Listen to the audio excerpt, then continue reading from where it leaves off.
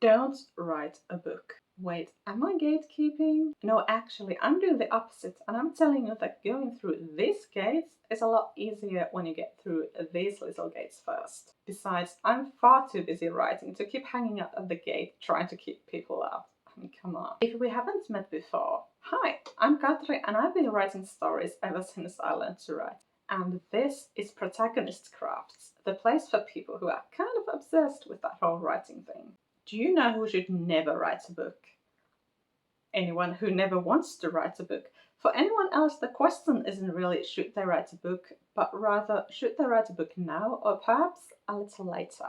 And I have to admit, I don't really see how people go through their lives never writing any stories at all, but I guess we all have different priorities. And if you love reading books, it's understandable that you'd want to create something like that on your own, but actually doing it is quite different. When you read a novel, you generally start from the first page and then keep going until the last one, unless it's so bad that you just never finish it at all. But when you finish reading it, that was it, you've read it.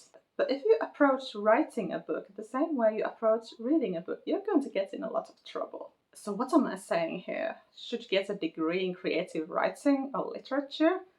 Yeah, I mean, degrees are cool, but they're not going to write your book for you. And many of the authors you know and love have degrees in something completely different, if they have any university degrees at all. So let's assume you learn from experience. Wouldn't you learn to write books by writing books? Don't many successful authors have not so successful novels preceding their bestsellers? Sure, but one, if you want to write a book with the intent of sharing that book with the world, you probably don't want to use that book as your learning experience. Two, although writing and structuring a novel is a skill that you can learn, there are also other skills that go into successfully writing a novel that you also need to learn. Oh, but do you have to write a great book? Can't you just write for fun? Well, yeah, you can do anything for fun. If you want to be writing for a hobby, you can do it however you want to. However, if you want to be the kind of author whose books people are buying and not regretting their purchase, then you can't skimp on quality storytelling, because the reality is there's no shortage of people writing books these days. But where should you start if you have zero experience in writing fiction? Well, that's what I'm here to tell you. 1. Learn to look at things differently.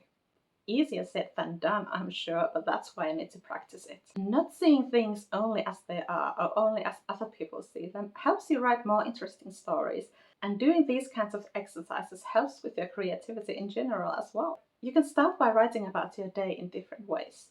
Write about your day as if you were only 2 inches tall. Write about a minor inconvenience as if it was the literal end of the world. Think about the person you love and write about them as if they were your worst enemy. And who's to say they aren't? You can even think about genres you love. You want to write fantasy? Well, prove it to me in writing that there's a dragon living in your backyard. Doing these kinds of exercises has the added benefit of getting you into the practice of writing, which is what you're going to need. If writing something like this feels a little silly to you, good. If you want to write novels, you're going to have to be in the business of making things up, so start practicing it now. 2. Experiment in the genre you want to write in. I really like writing prompts because they help you dip into writing something without having to commit to it. The internet is full of writing prompts, so you could just go on Pinterest or Tumblr and look for something like fantasy writing prompts or romantic writing prompts. Don't spend too much time trying to find the perfect writing prompt, because the point of this is to practice your writing skills. And you can practice your writing skills with the corniest, most badly written prompts in the world. So just pick something and get started. Don't keep procrastinating. If you'd like to find some amazing writing prompts without having to trawl through Pinterest and Tumblr, you can find my writing prompt collections in my Etsy shop, Writer Lifestyle. Or you can leave a comment in this video and I will give you your very own writing prompt, handmade in Finland. 3. Stop reading writing tips and start doing writing exercises. I've got nothing against writing tips. I mean, most of my content consists of writing tips. But at some point, you're going to have to stop reading them and actually start applying them. They're no use to you if you just go, well, good to know, and then never use that information for anything. Practice writing dialogue and descriptions. Write intense action scenes with guns and explosions, and tender love scenes with intimate confessions. Get the hang of show, don't tell, and learn to introduce your characters the best way. More than likely, you'll run into something that you're not so great at writing. And that's not a sign to avoid it forever or to quit writing altogether. It just means that you need more practice. Check the link in the description to find out how you can get my collection of 40 writing exercises completely for free. 4. Learn about story structure. Story structure is one of those things that seems to stir a lot of opinions in those people who don't know much about it. Story structure is not a formula that's going to make every story identical any more than a human skeleton is going to make every human look identical. Quick disclaimer, I only really know about the Western story structure, and all the non-Western story structures, like the Japanese 4-act story structure, are just as valid, but I'm just not qualified to talk about them. I'm sure you can find people who actually are. Anyway, essentially, story structure describes the kind of journey that your protagonist needs to go through, and that means both the inner and the outer journey. Here's a super quick summary of story structure. First, your heroine is living in their normal world, although they're already plagued by some kind of a problem or existing issues. And then a big problem rolls in and changes everything. The problem is inescapable and they have to do something about it, so they come up with a new goal. And they keep trying to reach their goal, but there are obstacles and other problems on the way. After multiple obstacles and changes in tactics, she reaches a very dark moment and realizes there's only one thing left to do. After one last desperate push to solve the problem, they finally solve it because they were changed as a person because of the events of the story. Almost all the stories you've read and seen follow the same structure, and still somehow they're far from being copies of each other. It's now your job to inspect your favorite stories for their underlying structure. And when you're ready to learn more about it, there are links to useful free resources in the description. 5.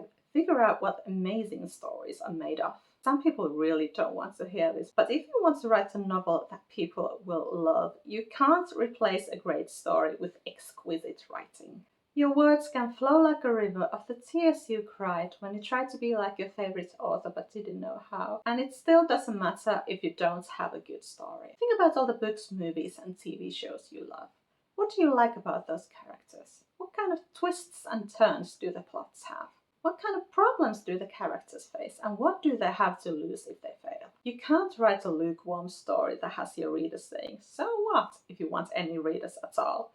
And even if you were writing about normal people doing normal stuff, they still have to be somehow more than your average people. They need to be somehow bigger and better, or perhaps worse. And their problems need to have your readers wondering how will they ever solve them and live happily ever after. So that is how you get started if you want to write a novel but you have no experience in writing fiction. If you've been inspired by this video at all, do go click that like button and receive my undying love.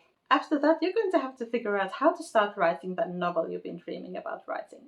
But I think that's a different video for a different day.